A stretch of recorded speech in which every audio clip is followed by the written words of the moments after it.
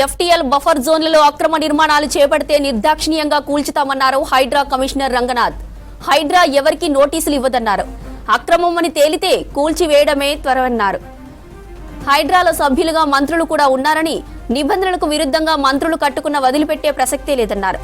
ఓవైసీ పల్లా రాజేశ్వరరెడ్డి కాలేజీలపై ఫిర్యాదులు వస్తున్నాయని విచారణ చేపడుతున్నామన్న హైడ్రా కమిషనర్తో శ్రవణ్ ఫేస్ టు ఫేస్. అందరి నోట్లో నానుతున్నటువంటి పేరు హైడ్రా కమిషనర్ రంగనాథ్ ఉన్నారు. మాట్లాడదాం, అన్ని డౌట్లు ఆయనతో అడిగి తెలుసుకునే ప్రయత్నం చేద్దాం. సార్, దాదాపుగా 1 మంత్ అయింది, 70కి పైగా కూల్చివేతలు చేపట్టినట్టున్నారు. ఇంకా రాబోయే రోజుల్లో మావెక్కడ కూలుతాయని అనేక పొలిటికల్ పార్టీలు వచ్చి విమర్శలు చేస్తూ ఉన్న పరిస్థితి. ఏమైనా స్ట్రెస్కి ఏమైనా గురవుతారా సార్? స్ట్రెస్ ఏం లేదు, నాకేం స్ట్రెస్ ఏమి ఉంటుంది. సో అది ఎవరికి వాళ్ళు విమర్శలు చేస్తారు, మెచ్చుకుంటుంటారు, అన్నీ ఉంటాయి. అన్నింటినీ తీసుకుంటూ మాకు ఇచ్చిన లక్ష్య దిశగా చేస్తుంటాం. కానీ సో ఎవరో విమర్శ చేశారని చెప్పి దానికి స్ట్రెస్గా ఫీల్ అవటం, ఎవరో మనకి మెచ్చుకున్నారని చెప్పి దానికి ఆనందంగా ఫీల్ అయిపోయి ఇది ఉండటం అనేది అన్నిటికీ అతీతంగా పనిచేసినప్పుడు మనకు ఒక ఆబ్జెక్టివ్స్ ఇచ్చారు, ఒక జీవో రూపంలో మాకు ఇచ్చినారు. ఆ ఆబ్జెక్టివ్స్ గవర్నమెంట్ చాలా స్పష్టంగా చెప్పడం జరిగింది. ఆబ్జెక్టివ్స్ దిశగా మేము పనిచేస్తానని చెప్పి కూడా గతంలో కూడా మీకు అంటే ఒక 15 రోజుల క్రితం కూడా ప్రెస్ మీట్ పెట్టినప్పుడు కూడా కొంతమంది క్రిటిసైజ్ చేసినప్పుడు కూడా చెప్పాం. ఇవన్నిటికీ కూడా మేము రియాక్ట్ కాము. ఎక్కడ కూడా పొలిటికల్ కామెంట్స్ కానీ లేకపోతే యాడ్వర్స్ కానీ గుడ్ కామెంట్స్ కానీ, గుడ్ అయితే పాజిటివ్గా తీసుకుంటాం, బ్యాడ్ అయితే కనుక దాన్ని కూడా తీసుకొని పాజిటివ్గా దాన్ని ఎలా మనం ఏమైనా కామెంట్స్లో మనం ఏమైనా నేర్చుకోవడానికి ఏమైనా ఉంటే కనుక దాని నుంచి కూడా తీసుకుంటాం. సో ఇది ఒక మంచి ఉద్దేశం కోసం ఈ ఇన్స్టిట్యూషన్ ఫ్లోట్ చేయడం జరిగింది. ఆ ఉద్దేశం ఆబ్జెక్టివ్స్ ఏది ఉన్నాయో ఆ దిశగా మేము పనిచేస్తాం. 111 జియో ల్యాండ్స్కి ఎక్స్టెండ్ చేయాలనేటటువంటిది మనం మీడియాలో చూస్తున్నాం. అండ్ అంతేకాకుండా దీన్ని పరిధిని ఏది స్టేట్ దాకా పెంచాలని చెప్పి మనం ఆకునూరు మురళి గారు లాంటి వారు ట్విట్టర్లో వారు చెప్పారు. ఇంకొంతమంది ఏమో వేరే జిల్లాలకు కూడా రావాలని చెప్పేసి కొంతమంది ఎమ్మెల్సీ జీవన్ రెడ్డి గారు వారి కరీంనగర్కి కూడా విస్తరించాలని వారు ఇట్లా అంటే రకరకాలుగా వస్తున్నాయి. అవన్నీ ఉన్నాయి కానీ బట్ మాకు ఇచ్చిన మ్యాండేట్ చాలా స్పష్టంగా ఓఆర్ఆర్ దాకా ఉంది. ఓఆర్ఆర్లో కూడా ఏంటంటే ఏ మున్సిపాలిటీస్ అయితే కనుక ఓఆర్ఆర్ పరిధిలో ఉన్నాయి. ఫర్ ఇన్స్టెన్స్ ఇప్పుడు మీకు నార్సింగి మున్సిపాలిటీ ఉంది, అది ఓఆర్ఆర్ లోపల ఉన్నా కానీ కూడా దాని ఏరియా అంటే మీరు చూస్తే గండిపేట్ కానీ విలేజ్ కూడా బయట ఉన్నాయి, అక్కడ కూడా మేము ఆపరేట్ చేస్తుంటాం. ఈవెన్ అలానే కాదు, ఇంకా కొంత దూరంగా ఉన్నా కానీ కూడా వాళ్ళ రిక్వెస్ట్ ఉంటే కనుక మేము ఆపరేట్ చేయము. మా దగ్గర ఉన్నటువంటి ఎక్విప్మెంట్ వాళ్ళు వాడుకొని వాళ్ళు చేసుకోవచ్చు. దానికి వాళ్ళు ఏమైనా ఉంటే కనుక పేమెంట్స్ అంతా కూడా వాళ్ళు చేసుకుంటారు. మేము డైరెక్ట్గా ఆపరేట్ చేయమన్నమాట. ఈ అవుట్సోర్సింగ్ స్టాఫ్ ఉన్నారు, దాదాపు మా దగ్గర 2000 మంది దాకా ఉన్నారు. డిజాస్టర్ మేనేజ్మెంట్ అండ్ ఇట్లానే పార్క్ లేక్ ప్రొటెక్షన్ ఏది వాళ్ళు చూసేటటువంటి సెక్యూరిటీ గార్డ్స్, పార్క్స్ చూసేటటువంటి సెక్యూరిటీ గార్డ్స్ వాళ్ళందరూ ఉన్నారు. బట్ యాక్చువల్ కోర్ ఆఫీసర్స్ మటుకు మనకి ఇప్పుడు అడిగాము, వాళ్ళందరూ కూడా మాకు ఇస్తున్నారు. ఆ లిస్ట్ కూడా తయారవుతున్నారు. రోజు కొంతమంది రెవెన్యూ సంబంధించిన ఆఫీసర్స్ రిపోర్ట్ చేశారు, పోలీస్ సంబంధించిన ఆఫీసర్స్ కూడా త్వరలో రిపోర్ట్ చేస్తారు. ఇట్లా మెల్లిగా ఒక్కొక్క స్టెప్ బై స్టెప్ వస్తుంది. దీనికి ఆల్రెడీ ఫినాన్షియల్ శాంక్షన్ కూడా అయింది అండ్ క్యాబినెట్ శాంక్షన్ కూడా త్వరలో జరుగుతుంది. దీనికి ఆల్రెడీ గవర్నమెంట్ నుంచి కూడా చాలా పాజిటివ్గా మాకు అన్ని విధాలుగా కూడా సహకారం జరుగుతుంది అనమాట. సో మేము తీసుకున్నప్పుడు ఫస్ట్ డ్రింకింగ్ వాటర్ సోర్సెస్ అయినటువంటి ఉస్మాన్ సాగర్ అండ్ హిమాయత్ సాగర్ దాని మీద పెట్టి ఎంక్వైరీ చేస్తున్నాం. సో మేము అట్లా టేపులు తీసి ఏది ఇక్కడ ఎలా చేసేది ఉండదు, దానికి ఒక సిస్టమ్ ఉంటుంది. ఆ సిస్టమ్ తోటి మేము చేస్తాము విత్ లాట్ ఆఫ్ మనం ఏది రిమోట్ సెన్సింగ్ డేటా నుంచి అండ్ అట్లానే ఇరిగేషన్ వాళ్ళు ఇచ్చే డేటా నుంచి ఇట్లా రకరకాల పద్ధతుల్లో తీసుకోవడం జరుగుతుంది. తీసుకున్న తర్వాత దాన్ని బట్టి ఎవరు ఎఫ్టీఎల్లో వస్తున్నారు, ఎవరు బఫర్లో వస్తున్నారని తీసుకుంటాం. దీంట్లో కూడా ఎఫ్టీఎల్ ఉన్న వాళ్ళ మీద మేము ఫస్ట్ కాన్సన్ట్రేట్ చేస్తాం. ఎందుకంటే ఇప్పుడు మీరు గండిపేటలో కూడా బఫర్లో ఉన్న వాళ్ళ మీద మేము పోలేదు, ఓన్లీ ఎఫ్టీఎల్ ఉన్న వాళ్ళ మీద పోయాం. సో అంటే ప్రయారిటైజ్ చేస్తాం అందరినీ ఒకే దీని కింద కాకుండా. చెరువులు ఫస్ట్ డ్రింకింగ్ వాటర్ సోర్సెస్ కాబట్టి వీటిని ప్రాధాన్యత తీసుకుంటాం. అండ్ నెక్స్ట్ దీంట్లో కూడా ఎఫ్టీఎల్ అనే దాన్ని అంటే ఎఫ్టీఎల్ అంటే ఇస్ నథింగ్ బట్ చెరువు. అది చెరువు ఏంటంటే అది ఫుల్ ట్యాంక్ లెవెల్ అనమాట. ఆ చెరువు విస్తీర్ణత అక్కడ దాకా ఉంటుందన్నమాట. బఫర్ ఆ తర్వాత ఒక 30 మీటర్స్ అంటే depending on extent of the lake బట్టి ఉంటుంది. బట్ ఎఫ్టీఎల్ అనేది చాలా ఇంపార్టెంట్గా తీసుకుంటూ వాటిని సెక్యూర్ చేసుకుంటాం. దాంట్లో ఎవరు టేబుల్ తీసుకొని రావాలి ఇదే అంటే వాటికి మేము రియాక్ట్ కావన్నమాట. సరే, ఇప్పుడు కూల్చివేతలు చేస్తున్నారు కానీ అందులో ఒక ఇన్కన్వెన్షన్ మినహాయిస్తే మిగతావన్నీ కొత్త స్ట్రక్చర్సే. రీసెంట్గా పిల్లర్లు వేసి స్లాబ్లు వేసినటువంటివి అంటే ఎన్ని సంవత్సరాల క్రితం కట్టుకున్న వాటిని హైడ్రా టార్గెట్ చేస్తుంది. అంటే అనేక సంవత్సరాల నుంచి, సరే అది ఎఫ్టీఎల్ కావచ్చు బఫర్లు కావచ్చు, అట్లాంటి బిల్డింగ్లో కూల్చేస్తుందా లేకపోతే టైం పీరియడ్ ఏమైనా ఉందా సార్? రీసెంట్గా కట్టిన వాటిని హైడ్రా టార్గెట్ చేస్తుందని. సో ఇప్పుడు ఎఫ్టీఎల్లో వచ్చే స్ట్రక్చర్స్ మీరు చూస్తే గండిపేట దగ్గర చాలా చేసాం, ఊరో స్పోర్ట్స్ అని చేసాం. అది 10 ఏళ్ల క్రితం పెట్టింది, దాదాపు ఒక 2015-16 ఆ టైంలో వచ్చినటువంటిది. అండ్ ఎన్ కన్వెన్షన్ కూడా దాదాపు 10 ఏళ్ళు అవుతుండొచ్చు. వీటిలో 8 కూడా పర్మిషన్స్ లేవు. అండ్ ఇంకా అక్కడ మీరు చూస్తే ఏది వేరే రిసార్ట్స్ వచ్చాయి, వాటి ఎవరికి కూడా వాళ్ళకి పర్మిషన్స్ లేవు. సో అంటే దానికి టైం ఫ్రేమ్ కన్నా మనం చూసేది ఈ 5 ఏళ్ళ టైం ఫ్రేమ్ అలానే కాదు. అప్కమింగ్ స్ట్రక్చర్స్ ఏమన్నా ఎక్కడన్నా వస్తే కనుక చెరువుల పక్కన దాన్ని డిమాలిష్ చేస్తాం ఇది వచ్చేది. బట్ ఆల్రెడీ ఎగ్జిస్టింగ్ స్ట్రక్చర్స్ ఇట్లాంటివి ఏమన్నా అంటే ఏది మీరు చెప్తున్నాం ఏది కన్వెన్షన్ హాల్స్ ఎఫ్టీఎల్లో ఉంటే కనుక కన్వెన్షన్ హాల్స్ అది లేకపోతే ఏది మన సంబంధించినటువంటి ఏది ఏమైనా రిక్రియేషన్ ఇప్పుడు మనం చూసాం ఓరో స్పోర్ట్స్ లాంటిదో లేదా ఏమైనా రిసార్ట్స్ కానీ లేదా వాళ్ళు అంటే ఇట్లాంటి వాళ్ళు చేస్తాం. కానీ సపోజ్ ఒక 2-3 ఏళ్ల క్రితం ఎవరో ఫ్లాట్స్ కొనుక్కున్నారు, అతను వచ్చేసి అతను ఎఫ్టీఎల్లోనో బఫర్లోనో ఉన్నాడు. సో అతని మీద యాక్ట్ చేసేటప్పుడు కొంత డెఫినెట్గా కాషియస్గా యాక్ట్ చేస్తాం. ఎందుకంటే అతను రెసిడెన్షియల్ ఇది ఉంటుంది, అది 2 years బ్యాక్ ఇది. బట్ ఇప్పుడు వస్తున్నాయి అనుకోండి, ఇప్పుడు హైడ్రా ఫార్మేషన్ అయిన తర్వాత మేము చాలా స్పష్టంగా చెప్పాం, July 19th ఎప్పుడైతే హైడ్రా ఫామ్ అయిందో ఆ తర్వాత మీరు దయచేసి కొనొద్దు అని కూడా అందరికీ చెప్పాం.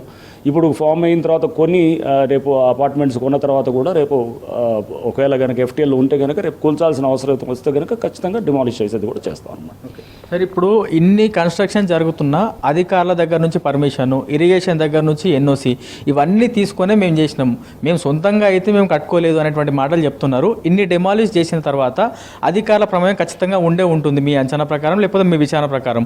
సో ఎవరైనా అధికారుల మీద కేసులు పెట్టారా ఇప్పటి వరకు? రైట్ అండి, అది తయారైంది. రిపోర్ట్స్ కూడా ఈరోజు తయారైనాయి, రిపోర్ట్స్ కూడా ఇస్తున్నాము. బహుశా మీరు చూస్తారు పోలీస్ స్టేషన్లో కూడా ఇస్తాం. అంటే దానికి ఎంక్వైరీ చేసి లాస్ట్ 1 week 10 days క్రితం చేసినట్టు ఎంక్వైరీ రిపోర్ట్స్ అన్నీ కూడా చేసి ఇస్తున్నాము. చేసి ఆఫీసర్స్ మీద కూడా అక్కడ పెడతాము. రేపు పోలీస్ స్టేషన్ వస్తే కనుక మేము మా దగ్గర కూడా ఫస్ట్ డిమాలిష్ చేసిన తర్వాత ఒక కేసు ఆటోమేటిక్ ఎంక్వైరీలు ఇవన్నీ వస్తాయన్నమాట. ఇన్వెస్టిగేషన్లో ఎవరెవరు ఆఫీసర్స్ వస్తున్నారు అనేది ఇప్పుడు మేము ఒక చిన్న ఎంక్వైరీ చేసినప్పుడు ఎవరెవరు ఆఫీసర్స్ దీంట్లో బాధ్యులు ఉన్నారో వాళ్ళ మీద ఆ సంబంధిత పోలీస్ స్టేషన్లో ఎక్కడైతే కేసు పెట్టామో అక్కడ ఇస్తున్నాం అనమాట. సార్ ఇప్పుడు జనరల్గా పోలీసుల దాంట్లో traffic, SOT, intelligence, law and order, crime ఇవన్నీ ఉంటాయి వింగ్స్. ఇప్పుడు మనం చేపట్టే దాంట్లో విచారణ చేయాలి, పేపర్ వర్క్ చాలా ఎక్కువ ఉంటుంది. ఈ లీగల్గా డిపార్ట్మెంట్ సపరేట్గా ఉన్నాయా లేకపోతే ఇతర శాఖలకు సంబంధించిన హెల్ప్ తీసుకుంటున్నామా మనం?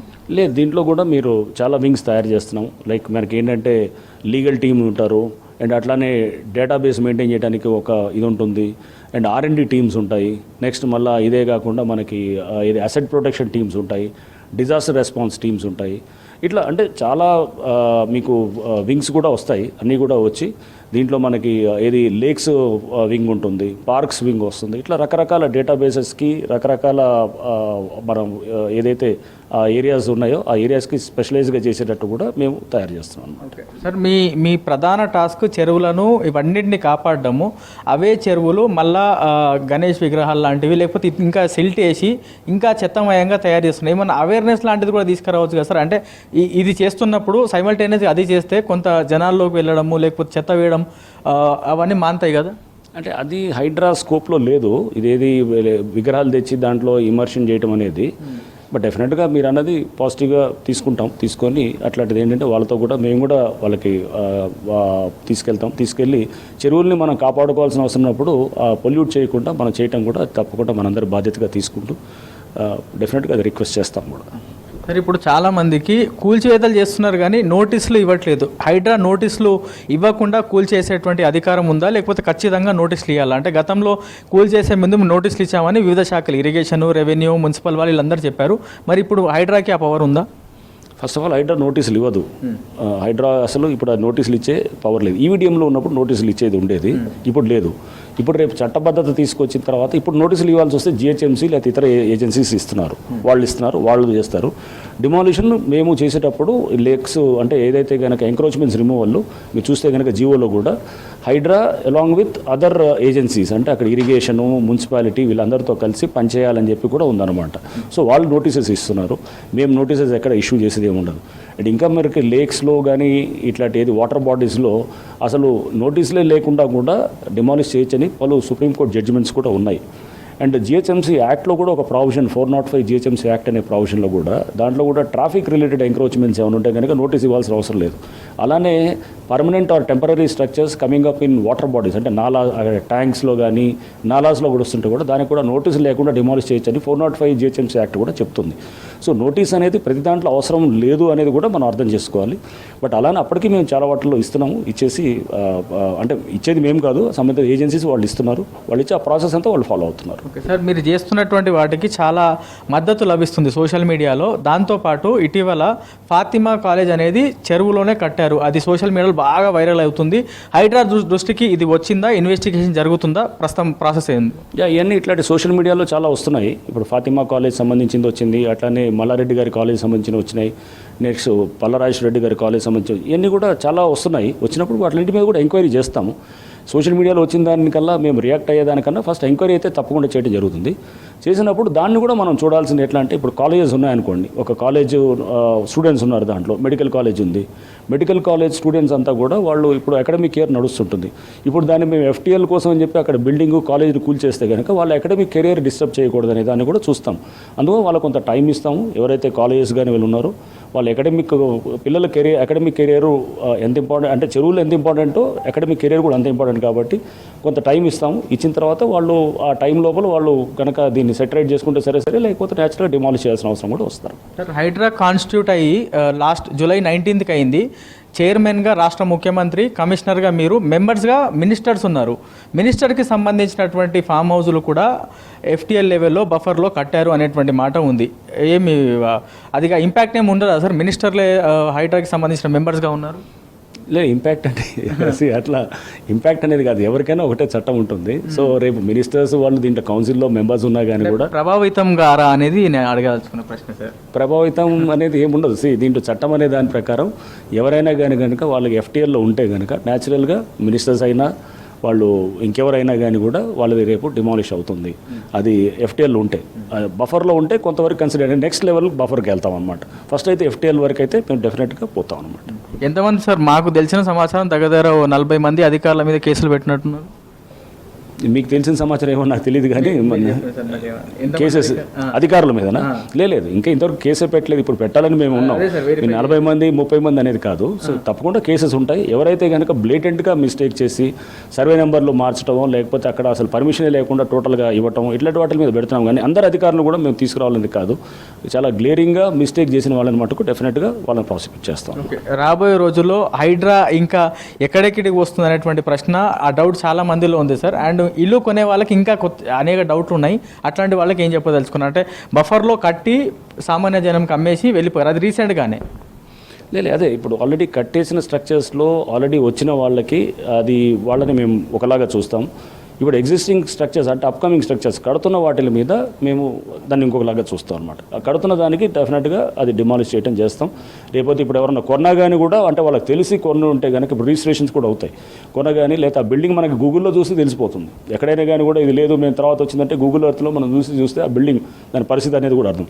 సో ఈ తర్వాత అంటే లాస్ట్ 1 మంత్ నుంచి ఎవరన్నా కనుక ఈ బఫర్లో కానీ లేకపోతే FTLలో కొంటే కనుక అది వాళ్ళ సొంత రిస్క్ తోటి చేసినట్టుగానే భావించాలన్నమాట. సార్, ఇప్పుడు ఎన్కన్వెన్షన్ ఒకవైపు మొత్తం కూల్చేశారు, ఇంకోవైపు పేదవాళ్ళు చాలా మంది గుడిసెలు వేసుకొని నివసిస్తున్నారు. అక్కడ కొంత హ్యూమానిటీ గ్రౌండ్స్లో ఆలోచించి వాళ్ళందరినీ అట్లనే పెట్టారు. ఏమైనా టైం ఇచ్చారా, లేకపోతే అది కొలాప్స్ చేయబోతున్నారా తొందరలో? లేదు, అది వాళ్ళే చెప్పారు. మేము వాళ్ళకి చెప్పాం కదా, హ్యూమానిటేరియన్ దీంట్లో పేదవాళ్ళ మీద అది లేదు. ఎన్కన్వెన్షన్ని చూడాల్సింది వేరు. ఇది అండ్ ఒక పేదవాడు వచ్చేసి అతను గూడు చేసుకునే దాన్ని ఇంకో కోణంలో చూస్తాం అనమాట. సో వాళ్ళని మేము డిస్టర్బ్ చేయట్లేదు. వాళ్ళకి రేపు గవర్నమెంట్ ఏదన్నా వాళ్ళకి వేరే ఇంకేదైనా ఒక హౌస్ లేకపోతే ఇంకేదైనా చూపించడం, లేదా వాళ్ళు కూడా వెళ్ళిపోతున్నారు. అక్కడ ఏంటంటే వాళ్ళు అక్కడ పనిచేసే లేబరు ఎక్కడి నుంచి వచ్చిన వాళ్ళు ఉన్నారు. వాళ్ళు రేపు అక్కడ వర్క్ అయిపోగానే వెళ్ళిపోయే వాళ్ళు ఉన్నారు. వాళ్ళని పర్మనెంట్గా అక్కడ వేసుకునే వాళ్ళు కాదు. సార్, ఇప్పుడు హైడ్రాకి ఫిర్యాదు చేయాలంటే ఎట్లా ఫిర్యాదు చేయాలి? చాలామందికి వాళ్ళ పక్కన ఉన్ననో లేకపోతే బఫర్లోనో FTLలోనో లేకపోతే పార్క్ స్థలాలు కబ్జా చేసి కట్టిన వాళ్ళు ఉన్నారు. హైడ్రాకి ఎట్లా ఫిర్యాదు చేయాలి ఒకవేళ ఫిర్యాదు చేయాలంటే? చాలామంది వస్తున్నారు. ఇప్పుడు మీరు ఇది మాకు వచ్చి డైరెక్ట్గా కంప్లైంట్ ఇస్తున్నారు, వాట్సాప్లలో ఇస్తున్నారు, లేకపోతే ఫేస్బుక్లలో ఇస్తున్నారు, ట్విట్టర్లో ఇస్తున్నారు, లేకపోతే ఈవెన్ బై ఈమెయిల్ ద్వారా పంపిస్తున్నారు. రకరకాల పద్ధతులు వస్తున్నాయి. ఇట్లాంటి పద్ధతులే దాదాపు వేలల్లో వస్తున్నాయి ఇప్పుడు. సో ముందు వచ్చిన కంప్లైంట్స్ని జాగ్రత్తగా హ్యాండిల్ చేసుకోవాలి. పర్ డే ఎన్ని ఫిర్యాదులు వస్తున్నాయి? బాగా వస్తున్నాయి. మీరు చూస్తే కనుక ఏ విధంగా చూసినా ఇంకా పెరిగినాయి. ఇప్పుడు గతంలో 50-60 వచ్చేది ఇప్పుడు ఇంకా బాగా పెరిగినాయి. సో డెఫినెట్గా దీన్ని హ్యాండిల్ చేసే మెకానిజం కూడా త్వరలో వస్తుంది. వచ్చిన తర్వాత మేము దీన్ని బెటర్గా డిస్పోజ్ చేస్తామని కూడా అనుకుంటున్నాం.